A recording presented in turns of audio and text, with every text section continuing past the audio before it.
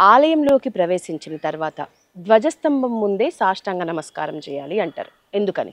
ఆ ధ్వజం ఏదైతే ఉందో అది దేవుడు ఎవరైతే లోపల ప్రధాన దైవంగా ఉన్నారో ఆ దైవానికి ఉత్సవాలు జరిగేటటువంటి సందర్భంలో ఈ ధ్వజస్తంభం మీదుగానే ఆ దేవునికి సంబంధించినటువంటి వాహనం ఎవరైతే ఉన్నారో ఆ వాహనం ఆకాశంలో రెపరెపలాడుతూ ఉండేటటువంటి జెండా మీద ఉంటాడు. ఉదాహరణకి శివునికి సంబంధించిన ఉత్సవం జరుగుతూ ఉంటే శివునికి సంబంధించిన నంది వాహనం కాబట్టి ఆ జెండా మీద నంది ఉంటాడు.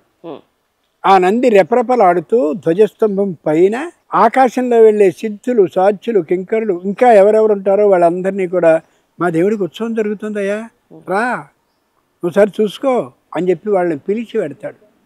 ఆ వెళ్ళే దేవతలు అందరూ కూడా ఈ ధ్వజస్తంభం ద్వారానే దిగి ఆ లోపల ఉండేటటువంటి దైవాన్ని సేవించుకుని మళ్ళీ అదే ధ్వజస్తంభం ద్వారా పైకి వెళ్ళిపోతారు.